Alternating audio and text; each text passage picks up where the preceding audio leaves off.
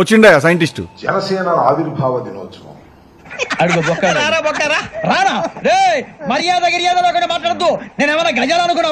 చేకేతనం లేదా ఆవిర్భావ సభ 12వ ఆవిర్భావ సభగా వారు ప్రకటించారు. అవును రే, ఈ సఫారీ నీకు అంత అవసరం ఏంట్రా? నచ్చలేదా సార్ మీకు? పరమ చండాలంగా ఉంది. ఇంకెప్పుడు వేసుకోండి సార్. పవన్ కళ్యాణ్ గారు శాసనసభలోకి ప్రవేశించిన తర్వాత, అధికారంలోకి వచ్చిన తర్వాత అటు చూడు బే, డ్రెస్సులు వేసుకుంటాను ఏం హాలత్ అయిపోయింది. కాలేజీలో పోరగాళ్ళ మధ్య తిరిగేటువంటి నిన్న సభ జరిగింది. జనం సహజంగానే బాగానే వచ్చారు. చివరిదాకా ఉండలేదు, మధ్యలో వెళ్ళిపోయారు. కానీ అంటే ఇవాళ ఎంతో కొంత స్పందించాల్సి ఉంటుంది అపోజిషన్ లో ఉన్నటువంటి మేమని చాలా ఆసక్తిగా చూశా. ఎదవ సమాధానం చెప్పకుండా నీకేం వచ్చో చెప్పు.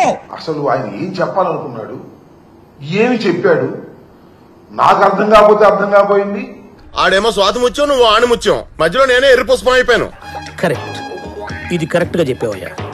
రాజకీయ విశ్లేషకులకు అర్థం కాకపోతే అర్థం కాపోయింది, జన సైనికులకు అర్థం కాకపోతే అర్థం కాకపోయింది. కనీసం ఆయనకైనా అర్థమైందా అనేది నాకు అర్థం కాదు. అవడరా నువ్వు బాధ్యత కలిగిన భారతీయుడు. నిన్ను చూస్తుంటే అలా అనిపించట్లేదు. ఎలా అనిపిస్తుంది? నీకు తెలీదా?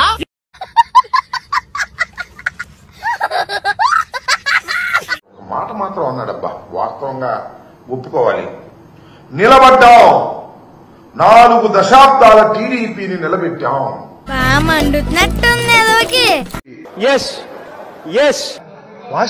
ఇవాళ కాదుగా, మేము డే 1 నుంచి చెబుతున్నాం. అసలు టీడీపీ పార్టీని నిలబెట్టడం కోసమే పుట్టినటువంటి రాజకీయ పార్టీ మీది. పెద్ద ఎర్రి పప్పు అనుకున్నాం కదా మావా. ఎవరెర్రి పప్పులో ఒక్కసారి గుర్తు తెచ్చుకో. కాపులందరినీ కట్టగట్టి ఆయనతో మాట్లాడలేరు కాబట్టి కాపులతో పవన్ కళ్యాణ్ గారిని అక్కడ పెట్టి ఆయన నుండి అట్రాక్ట్ చేసి తద్వారా తన వైపు మరలించుకోవాలని జనసేన పార్టీ ఆవిర్భవించింది అనేది మీకున్న బ్రెయిన్ కి, మీ తెలివితేటలకే మీరు సుప్రీంకోర్టుకే జడ్జి అవ్వాల్సిందే.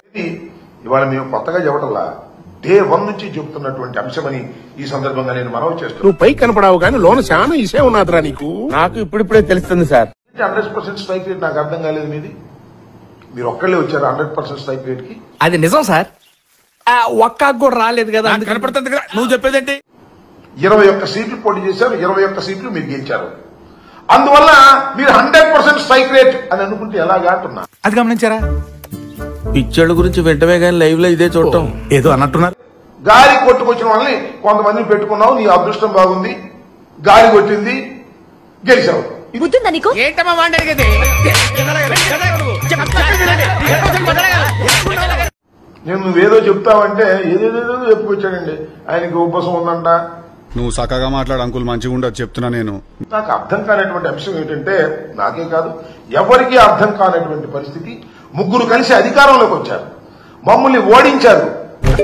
ఎందుకు సార్ పాతగాయని మళ్ళీ రేపుతారు? గద్దె దించుతా ఉన్నారు, దించారు, అయిపోయింది. ఎందుకురా నన్ను ఇట్ట కాల్చుకుంటుంటున్నారు? నాకు తెలియగలుగుతానండి. మన పిఠాపురం కర్ణాటక నుంచి వచ్చారంట, తమిళనాడు నుంచి వచ్చారంట, మహారాష్ట్ర నుంచి వచ్చారంట, తెలంగాణ నుంచి వచ్చారంట. ఇది సార్ నా బ్రాండ్. అదేనండి చంద్రబాబు టైపే. చంద్రబాబు వెన్నుపోటు కాదు, ఎన్నికలకు ముందు ఒక మాట, ఎన్నికలు అయిపోయిన తర్వాత ఒక మాట. ఆడి ఎక్స్ప్రెషన్ చూసి మోసపోకండి. ఆడి ఫుల్ గా ప్రిపేర్ అయ్యాక యాక్టింగ్ లో. అయ్యా నాకు తెలియగలుగుతానండి పవన్ కళ్యాణ్ గారు. ఏమండో నాగబాబు గారు, మిమ్మల్ని కూడా అడుగుతున్నా. ఎందుకు ఆడారు, ఎన్నికలు అయిపోయింది, వర్మ నీ కర్మ పావాయ ఏదయా అనేటువంటి మాటలు మాట్లాడుతున్నారే. ఇదే కదా రేవు దాటిన తర్వాత తెప్ప తగలేటువంటి. గొడ్డలి మర్చిపోతుందేమో, అది దాని గుణం. కానీ చెట్టు మర్చిపోదు, అది దాని గాయం. టైమింగ్ బాగుంది కానీ టైమింగ్ దరిద్రంగా ఉంది. కొద్ది గౌరవించడాయా బాబు. వర్మ మీకే చేశాడు కదా, మాకేం చేయలేదుగా. వర్మను కనీసం గౌరవించండి. ఇవ్వపోతే ఇవ్వపోయారు. ఎవరి గురించి చెప్పమంటారు? మీ గురించి చెప్పమంటారా? మీ కర్మ మీరు అనుభవిస్తారు, వర్మ కాదు. మీ కర్మ అనుభవిస్తారు తర్వాత రాబోయే కాలం. ఆ వర్మకి నాకేం సంబంధం లేదు, ఉన్న సందర్భం కాబట్టి అడిగారు కాబట్టి చెబుతున్నా. ఆయన ఎవడు అడిగాడు రా నిన్ను? ఎవడు అడిగాడు రా? ఉత్తరాది అహంకారం అన్నాడు. ఇవాళ ఉత్తరాది అహంకారానికి తల వంచి దక్షిణాది రక్షకుడుగా తయారయ్యాడు. ఇలాంటి యూస్లెస్ ఫెలో తప్ప ఎవడు అలాంటి మాట అండు. చూద్దాంలే. చూడటం కాదండి, మీరు చెయ్యాలంతే.